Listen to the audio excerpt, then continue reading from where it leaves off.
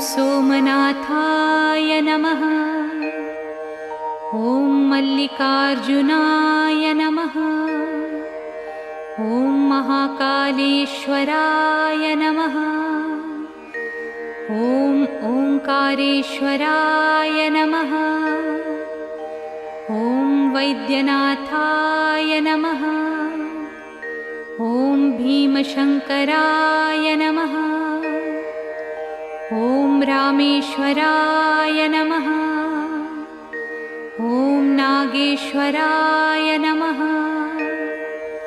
ॐ विश्वेश्वराय नमः। ॐ त्र्यंबकेश्वराय नमः। ॐ केदारेश्वराय नमः। ॐ घुस्मेश्वराय नमः। ॐ